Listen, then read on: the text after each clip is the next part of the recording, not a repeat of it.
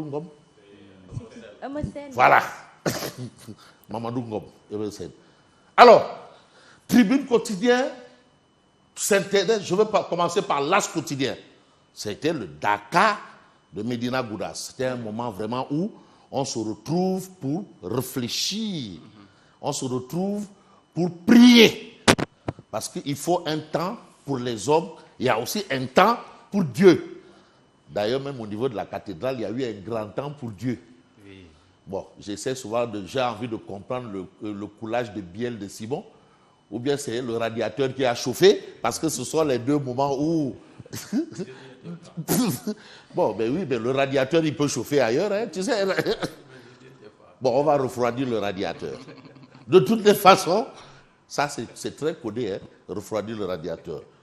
Il faut un temps pour les hommes et un temps pour Dieu. Ça, c'est pour les croyants. C'est vrai qu'il y a aussi les athées. Aujourd'hui, on parle du Dakar de Médina Gounass. Jack Bauer, qui a été quand même l'attraction médiatique de ce Dakar. Hein.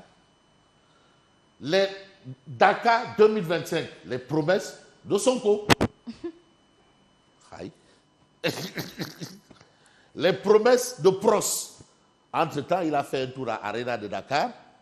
Hein, et on sait ce que ça a produit.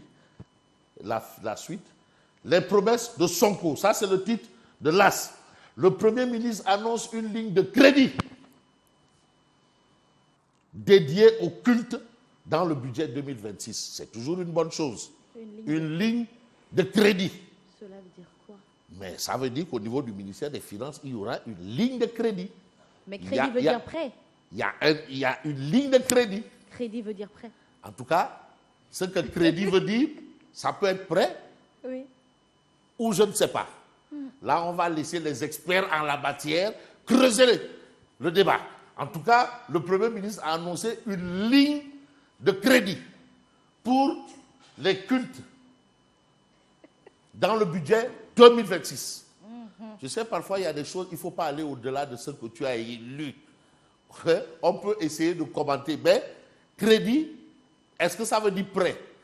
On va voir les économistes peut-être développer le sujet. Bon, je sais que Simon, lui, le prêt, il sait, mais est-ce que le crédit, il sait? Bon. Alors, l'As Quotidien parle d'empressement du gouvernement et de la non-prise en compte de sa revendication.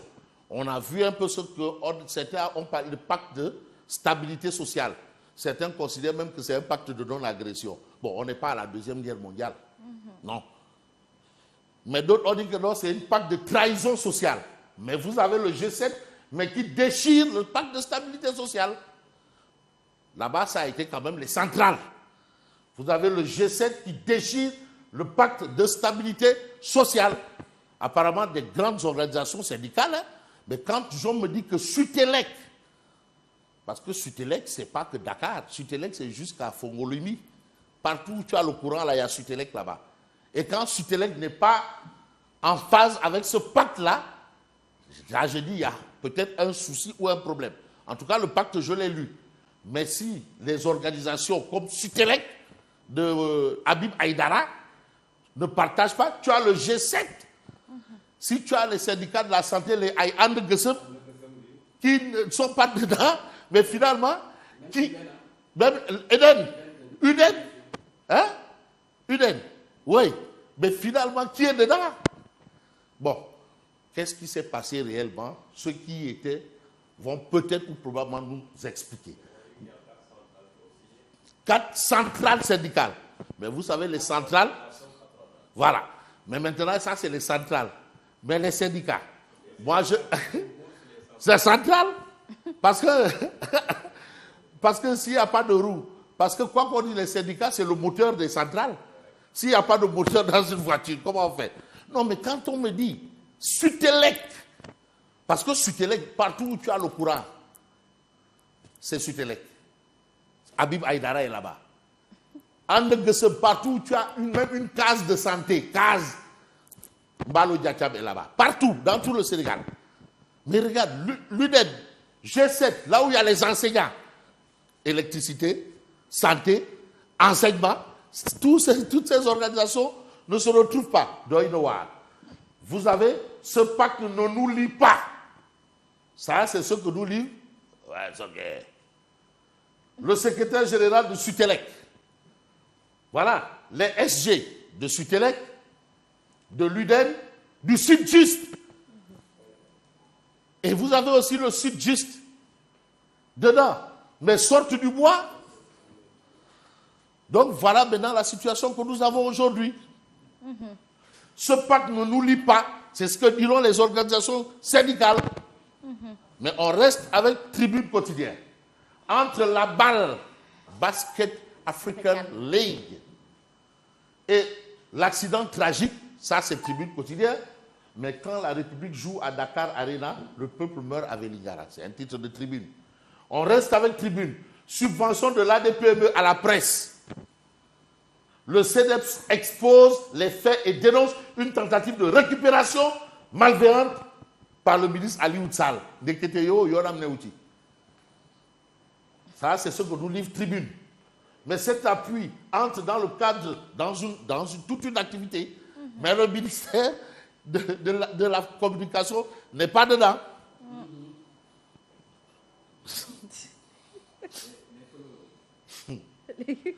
La situation est telle que vous l'avez ici. Diffusion de fausses nouvelles, mais l'État du Sénégal sévit contre le magazine Jeune Afrique. Voilà ce qu'on a, bien entendu, dans Tribune Quotidienne. Mais j'ai envie de prendre un autre journal, il s'agit du Soleil Quotidien. Installation de Monseigneur André Gueye comme archevêque de Dakar. Dakar. Nouvelle aube ecclésiale. Ça, c'est un très beau titre. Machallah. Nommé en février dernier. Bon, c'est-à-dire nous qui comprenons un peu ces choses-là, nous avons un peu vu venir, quoi. Parfois, tu vois venir. Tu vois, tu dis, parce que évêque de Thiès commence à arriver, et l'âge, tu dis non, attention, ça, il y a un chemin tracé.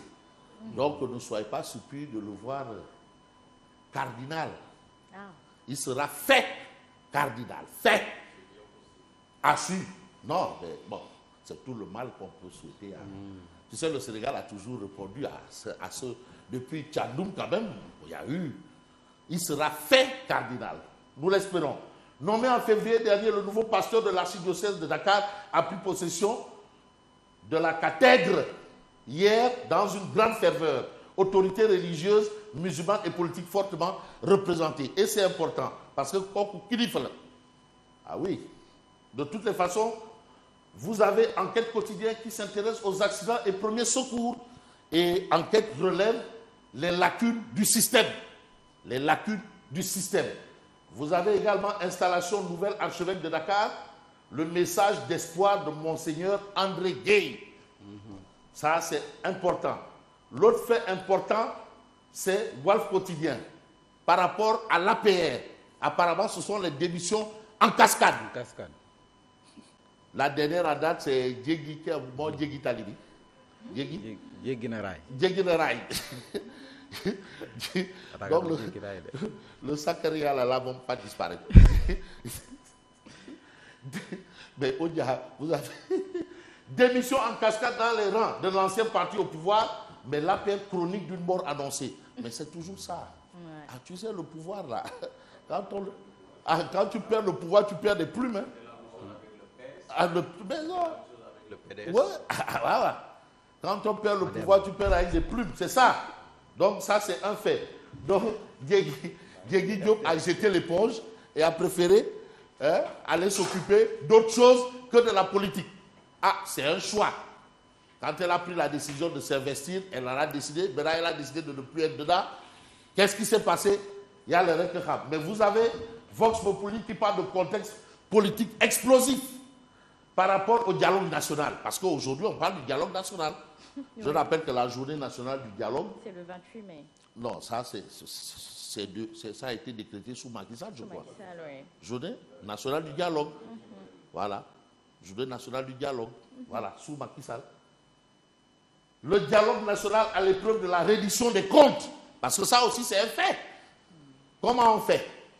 Mais il ne faut pas aussi mélanger les chèvres et les choux. Ça ne veut pas dire qu'il y a des chèvres et il y a des choux. Non, non, non. C'est un langage. C'est une expression. Alors, sous pression judiciaire, la participation d'une frange importante de l'opposition incertaine. Vous avez déjà vu certains qui ont clairement dit que non, ça ne sert à rien. Je compte mener cette mission complexe avec beaucoup d'humilité et d'ouverture. L'immensité de la tâche du facilitateur Cheikh Gueye. Il a quand même une tâche importante. C'est clair. Parce que réunir tout le monde, hein, Mambaye, c'est clair. Dans ce contexte-là, là où c'est du Dorfayou, touille. Mais est-ce que l'opposition qualifiée de résidu sera au rendez-vous? Ah, c'est ça. C'est juste une question. Hein. Non, là, ouais, parce que tu ne peux pas, là où, moi je ne vais pas aller où il y a des résidus. L'opposition gagnera l'opposition. Laquelle? Ndeyssan Abdoulaye Wade, quand on lui avait posé à l'OCI, mais est-ce qu'il est prêt à dialoguer avec l'opposition? Il dit, mais quelle opposition? Mais à l'Assemblée, il y a l'opposition. Dans le gouvernement, il y a l'opposition. Vous parlez de quelle opposition? Ah oui, dans le gouvernement, il y a l'opposition. Il y avait les Andedjeuf et autres, mais il y a l'opposition. À l'Assemblée, il y a l'opposition. Et ça avait trouvé qu'une partie de l'opposition avait boycotté les législatives. Et ces législatives où Macky Sall était devenu président de l'Assemblée nationale. Ouais. Et il dit, mais à l'Assemblée, il y a l'opposition. Il y avait... politique n'a jamais payé. Oui, il y avait les chefs boycottés. Voilà pourquoi l'opposition d'alors s'est rattrapée avec les assises nationales. Ça a été une stratégie. Voilà. Bon.